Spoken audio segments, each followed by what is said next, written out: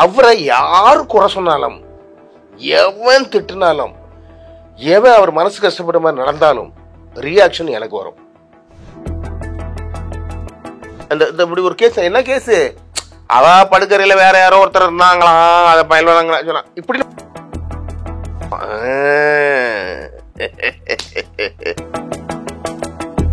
எனக்கு அவருக்கும் பெரிய சண்டையே நடந்திருக்குது. எனக்கும் விவேக் சாருக்கும் பெரிய சண்டை நடந்திருக்குது. இதுக்கு சாட்சி சுந்தர்சி சார். ஏன் இப்படி பண்றாங்க? அவங்க பாட்டுக்கு நடிச்சுட்டு வரணுமா, போகணுமா, வந்தாங்களா, போட்டுமே, ஏன் இப்படி பண்றாங்கன்னு கதறி அழுதுட்டேன். அழுது நான் நடிக்கல அப்படின்னு சொல்லிட்டு நேராக போயிட்டேன். அப்புறம் வெங்கடேஷ் சார் அசிஸ்டண்ட்டுகளெல்லாம் விட்டு அனுப்பி அவரை பஸ். வடிவேல் சார் கூட நடிக்கிறவங்க ஒவ்வொரு நடிகனும் எந்த நடிகர்கள் கூட வேணாலும் நடிக்கலாம். இது பெரிய பல்கலைக்கழகம். வடிவேல் சாருங்க. விவேக் சார் கூட நடிக்கிறவங்க, விவேக் சார் கூட நடிக்கிறவங்க நடிக்க தெரியாதவங்க தான் இருப்பாங்க.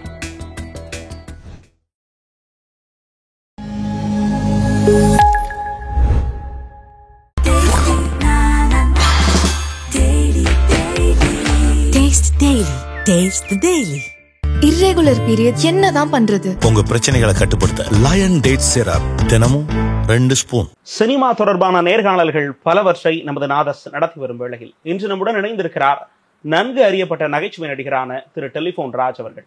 அவருக்கு திருவேங்கடத்தின் அன்பு வணக்கம். வணக்கம் சார். நல்லா இருக்கீங்களா சார்? நல்லா இருக்கேன், சூப்பரா இருக்கேன். பைல்வான் ரங்கநாதனோடு அண்ணன் டெலிபோன் ராஜுக்கு என்ன பிரச்சனை? இல்லை, பைல்வான் ரங்கநாதனோட பிரச்சனை கிடையாது. அவர் எனக்கு நல்ல நண்பர் தான். அவர் நானும் ஒரு படம் கூட நான் சொல்லிவிட்டேன், அவர் நடித்தோம். இப்போ சமீபத்தில் ஒரு படத்துக்கு சொல்லிவிட்டேன். சமீபத்தில் ஒரு அவார்டு ஃபங்க்ஷன், இந்த அவார்டு இருக்குல்ல இன்னைக்கு கொடுக்குறாங்கன்னு சொன்னேன் இல்லையா, அதுக்கு கூட நான் சொல்லிவிட்டேன். அவர் நான் இவ்வளோ இன்டர்வியூவில் நான் கேட்குறேன், நீங்கள் என்கிட்ட என்ன பிரச்சனைன்னு கேட்குறீங்க, அவர் என்கிட்ட கேட்கல. ஏன்னா நான் என்ன இப்படிலாம் சொன்னேன் அப்படிலாம் அவர் கேட்கல. அவரு கண்டுக்கவே இல்லை. ஒரு நாள் குட் மார்னிங் கூட எனக்கு அனுப்பி விட்டார். என்னடா இது குட் மார்னிங் யார்கிட்ட வந்திருக்கு பார்த்தா அவர்கிட்ட வந்திருக்குது. அந்த மாதிரி மனிதர் தான். எனக்கு வடிவேல் சார் இருக்கார்ல, எனக்கு அவர் ஃபுல் உயிர். அவர் எனக்கு நாடி நரம்பு எல்லாமே அவர் தான். இத்தனை வருஷ காலகட்டங்கள் படம் நடித்து எவ்வளவு அவமானப்பட்டுலாம் படம் நடிச்சுக்கிறோம், எப்படிலாம் நடிச்சிருக்கிறோம். எங்கேயுமே யாருக்குமே என்ன தெரியாமல் போச்சு. எல்லா காமெடி ஆர்டிஸ்ட் கூட நடிச்சிட்டேன், கவுண்டமணி சாரை தவிர. மீது எத்தனை காமெடி ஆர்டிஸ்ட் உண்டோ அத்தனை பேர் கூட நடிச்சிட்டேன். ஆனால் வடிவேல் சார் கூட நடித்ததுக்கு அப்புறம் தான் என்ன யாருன்னு மக்களுக்கு தெரிய வந்தது. அந்த ஒரு நன்றி கடனுக்காக வேண்டி நான் வடிவேல் சாரை நான் ஒரு தெய்வமாக தான் நினச்சிக்கிட்டு இருக்கேன். யார் எவன் என்ன சொன்னாலும் சரிதான், எனக்கு அவர் ஒரு தெய்வமாக நினச்சிக்கிட்டு இருக்கேன். அவரை யார் குறை சொன்னாலும், எவன் திட்டினாலும், எவன் அவர் மனசு கஷ்டப்படுற மாதிரி நடந்தாலும் ரியாக்ஷன் எனக்கு வரும். அதன் வெளிப்படையால் தான் அவரை திட்டினவங்களெல்லாம் நான் திட்டியிருப்பேன். ஏன் கேட்குறேன்னா, தொடர்ந்து அவரோட அடுத்தவங்களுடைய படுக்கறையை பார்க்குறீங்களா? இந்த மாதிரியான கேள்விகள்லாம் தொடர்ந்து அவர் மேலே வைக்கப்பட்டாலும் அவர் ஒரு விஷயத்த எப்பயுமே, இதே கேள்வியை நானும் கேட்டது உண்டு, அவர் இன்டர்வியூக்கு வந்த போதெல்லாம் அவர் ஒரு விஷயத்த மறக்காமல் சொல்கிறாரு. நான் அப்படி இருந்தேன்னா, நான் ஒரு பொய் தகவல் கொடுக்குறவனா இருந்தேன்னா, நான் ஏன் தொடர்ந்து யூடியூப்பில் கோல வச்சு போகிறேன்?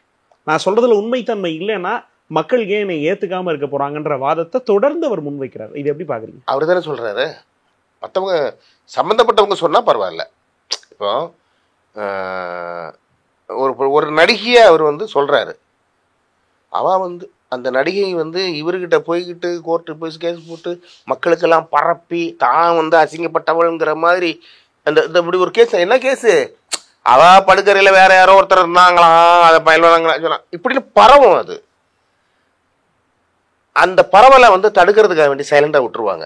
இவர் அதை பயன்படுத்திக்கிறாரு. புரியுதா? இன்னைக்கு பொறுத்த வரைக்கும் அவருக்கு வருமானமே என்னை வாழ வைத்த யூடியூப் நேயர்களுக்கு வணக்கம் தான் ஆரம்பிக்கிறாரு. அவரை வாழ வச்சுட்டு இருக்க யூடியூப் சேனல், புரியுதுங்களா? அதனால அவர் ஒருத்தரையும் கேவலமா சொல்லி தான் அவங்களுக்கு பணம் கிடைக்கிது. அவருக்கு பொழப்பு அது நம்ம எதுக்கு அது இல்லை. என்ன விஷயம் பார்க்கப்படுதுன்னா சார், ஜெயம் ரவி ஆர்த்தி அவங்களுடைய விவகாரத்தாக இருக்கட்டும், இல்லை நடிகர் சத்யராஜுடைய மனைவி கோமால இருக்காங்க அப்படின்ற விஷயங்களா இருக்கட்டும், இதெல்லாம் இவர் முன்னரே ரிவீல் பண்றாரு. இந்த மாதிரியான விஷயங்கள்லாம் முன்னாடியே கொடுக்குறாரு. அப்படி இருக்கும்போது மக்கள் இதுல உண்மைத்தன்மை இருக்குன்னு பாக்குறாங்களோ, இது மக்கள் மீதான தவறோன்னு நம்ம பார்க்க கூடாதா? பார்க்குற மக்கள் மீதான தவறு. இதை ஏன் ரசிக்கிறாங்க? நீ சொன்ன மாதிரி பைல்வான் ரங்கநாதன் அடுத்தவருடைய கட்டிலை எட்டி பார்க்கிறார் அப்படின்னா அதை சொல்றத மக்கள் பாக்குறாங்கன்னா அது மக்கள் பிரச்சனையும் கூட தானே அதை பார்க்கணும். நீங்க பயில்வான் ரங்கனா அதில் மட்டும் ஏன் குறை சொல்றோம்? இல்லை எல்லாரும் அவர் குறை சொல்லலாம் மாட்டாங்களே, குறை சொல்ல மாட்டாங்க யாரும். பயில்வான் ரங்கனா அங்கே அந்த நடிகையோட அவர் இருந்தார், இந்த நடிகையோட இவர் இருந்தார், அந்த நடிகை கூட அவர் பழக்கம் இப்படின்னு உள்ள நியூஸு பயில்வான் ரங்கனான்னு இல்லை, யார் போட்டாலும் அதை உட்காந்து பார்ப்போம். இன்னைக்கு கேவலமானதை ரசிக்கிறதுக்குன்னே ஒரு பெரிய பட்டாளங்கள் இருக்கு. இப்போ இந்த யூடியூப் இருக்க, யூடியூப்புங்கிறதே ஒருத்தரை கேவலப்படுத்தினாதான் அந்த யூடியூப்பை பார்க்குறாங்க, அவனை பற்றி மட்டமாக சொன்னாதான் அந்த யூடியூப்பை பார்க்குறாங்க. டெலிஃபோன் ராஜ் வல்லவர், வடிவேல் பெரியவர், அவர் சங்கராச்சாரியம் ஆகிட்டார், இவர் விவேகானந்தரம் ஆகிட்டார், இப்படின்னு நீங்கள் அந்த யூடியூப்பில் சொல்லி பாருங்க, ஒருத்தன் கூட அந்த யூடியூப்பில் பார்க்க மாட்டான். இந்த மாதிரி கேவலமாக திட்டுறது, அந்த படுக்கையறை இந்த படுக்கையறை, அங்கே அடித்தாங்க, இவங்க டைவர்ஸு, இவங்க விவாரத்து, அவன் வெட்டினா இவன் கூத்துனாங்கிறது தான் அவங்க பார்ப்பாங்க. ஒரு நல்ல விஷயம் பாருங்கள், ரேஷன் கடையில் சக்கரை போடுறது எல்லாமே ஃப்ரீ. காந்தியடிகள் இன்னைக்கு அவருக்குன்னு சிலை வைக்கிறாங்க, திருவள்ளுவர் சிலையை புதுப்பிக்கிறாங்க, இப்படின்னு யூடியூப்ல நம்ம 2 பேர் பேசுவோம். ஒருத்தன் கூட அந்த இது பார்க்க மாட்டான், 2 பேர் பார்ப்பான், வேஸ்ட்ன்னு போட்டுருவான் கீழே ஒருத்தன். ஆனால் கற்பழிப்பு, வெட்டு குத்து, டைவர்ஸு, திருடு, கடத்தல்னா பார்ப்பாங்க. இது இன்னைக்கு காலகட்டங்களுக்கு ட்ரெண்ட் ஆகி போச்சு. நீங்கள் நடிகர் வடிவேலு ட்ரூப்புன்னு அறியப்பட்டவர்னால கேட்குறேன். நடிகர் வடிவேலு, நடிகர் விவேக் இப்படின்னு 2 பேரும் ஒரு போட்டியாளர்களாக அப்படி வந்துட்டு இருக்கும்போது இந்த ட்ரூப்பில் உள்ள நடிகர்கள் இங்கே நடிச்சிருக்காங்க, சில பேர் இந்த ட்ரூப்பில் உள்ள நடிகர்கள் இங்கே நடிச்சிருக்காங்க. இதில் நிறைய நடிகர்கள் சொல்கிறது என்னென்னா, இவங்களுக்குள்ள அந்த அதாவது இந்த ட்ரூப்பில் உள்ளவங்க இங்கே நடிக்கும்போது அவங்கள ஒதுக்குற மாதிரியும் டயலாக் இல்லாமல் பண்ணுற மாதிரியும் இந்த மாதிரியான பிரச்சனைகள்லாம் நடந்திருக்கு. நம்ம நாதஸ்லேயே நேர்காணலில் முன் வச்சிருக்காங்க. உங்களுக்கு அந்த மாதிரி ஏதாவது நடந்திருக்கு. இப்போ வடிவேல் சார் கூட நடிக்கிறோம், விவேக் சார் படிக்கிற இடத்துல நடிக்கும்போது பார்த்தாச்சுன்னா விவேக் சார் கருப்பு கண்ணாடி போட்டிருப்பார்ல, கூலிங் கிளாஸ் போட்டு இருப்பார், கூலிங் கிளாஸ் போட்டு முறைப்பார். என்னெல்லாம் அவர் எனக்கு அவருக்கும் பெரிய சண்டையே நடந்திருக்குது, எனக்கும் விவேக் சாருக்கும் பெரிய சண்டை நடந்திருக்குது. இதுக்கு சாட்சி சுந்தர்சி சார். வாடான்னு ஒரு படம், ஏ வெங்கடேஷ் சார் கூட சாட்சி. ஏ வெங்கடேஷ் சாருடைய வாடாங்கிற படம் ஊட்டியில் ஷூட்டிங் போயிருக்கிற 5 நாள் நான், வடிவேல் சார், விவேக் சார், நடேசன் ஒரு ஆர்டிஸ்ட்டு, போண்டாமணி ஒரு ஆர்டிஸ்ட்டு, இந்த லொல்லு சபா மனோகர் இவங்க தான் ஆர்டிஸ்ட். 5 நாளும் டைலாக் வர்றதெல்லாம் நடேசன் பேசட்டும், போண்டாமணி பேசட்டும் அப்படின்னு விவேக் சார் கொடுத்துட்டே இருந்தார். நான் 5ஆவது நாள் இந்த அரை மணி நேரத்தில் அவர் கிளம்ப போகிறாரு, யார் விவேக் சார் கிளம்ப போகிறாருன்னு பார்த்தா என்னன்னு ஒரு டைலாக்கு, இதை ராஜு பேசட்டும் அப்படின்னாரு. இதை நீங்களே பேசுகிறீங்களா, எதுக்கு அவங்களெலாம் சொல்லிட்டு நீங்களே பேசுறீங்கன்னு விவேக் சார்கிட்ட சொன்னேன். என்ன சொன்னீங்களான்னு டைரக்டர் வெங்கடேஷ் சார் கோச்சிக்கிட்டாரு. கோச்சிட்டு ஷூட்டிங் நிற்கிது, கேமரா லைட் எல்லாம் ஆன் ஆகி நிற்கிது. அங்கே போய் வெங்கடேஷ் சார் தனியாக உட்காந்துட்டார் கோச்சிட்டு. என்ன பண்ணுறதுன்னு தெரியாமல் கும்பலில் வச்சு டெலிஃபோன் ராஜை திட்டவும் முடியாது, நல்லா நமக்கு பழக்கப்பட்டவங்க அப்படின்னு சொல்லி அவர் பண்ணிட்டார். இப்போது சுந்தர்சி சார் கேட்குறாரு, என்ன பிரச்சனை இது, இவருக்கு டைலாக் பத்தலையா? சுந்தர்சி சார் விவேக் சார் சொல்கிறார், அவருக்கு டைலாக் பத்தலையா. அப்புறம் சுந்தர்சி சார் என்னை கூப்பிட்டாரு, ஏன் பிரச்சனை பண்ணுறீங்கன்னாரு. சார், ஒரு படத்தில் நடிக்க முன்னாடி எவ்வளவு அவமானங்களை சந்திச்சு, எவ்வளவு போராடி, எத்தனை செருப்பு தேஞ்சி, எவ்வளவு ஃபோட்டோவை பிரிண்ட் போட்டு கொடுத்து ஒரு வாய்ப்புக்கு வந்தா இதை நீ பேசு, இதை நீ பேசு, இதை நீ பேசு, அப்போ நான்லாம் எதுக்கு இருக்கிறேன்? ஏன் இப்படி பண்ணுறாங்க? அவங்க பாட்டுக்கு நடிச்சுட்டு வரணுமா, போகணுமா, வந்தாங்களா, போட்டுமே, ஏன் என்ன இப்படி பண்ணுறாங்கன்னு அன்னைக்கு சுந்தர்சி சார்கிட்ட சொன்னேன். சுந்தர்சி சார் சொன்னாங்க, கவுண்டமணிலாம் எவ்வளோ டார்ச்சர் பண்ணியிருப்பார் இவரை அப்படின்னாரு. உடனே நான் சொன்னேன், வடிவேல் சார், விவேக் சார்.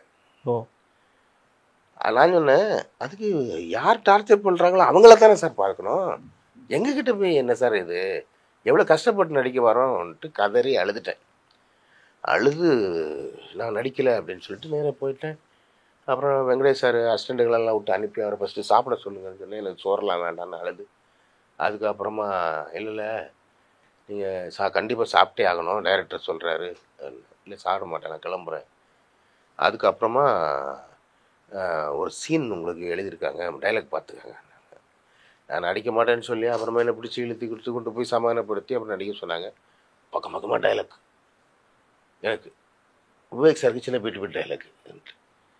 இப்போ ஹோல் யூனிட்டும் இப்படி பார்க்குது, எப்படிடா இவன் மாட்ட போகிறான் அப்படின்னு சொல்லி ஒவ்வொருத்தராக பார்த்துக்கிட்டு இருக்காங்க. நடித்தோம், டேக் ஓகே, அவ்வளோதான். விவேக் சார் போயிட்டார்.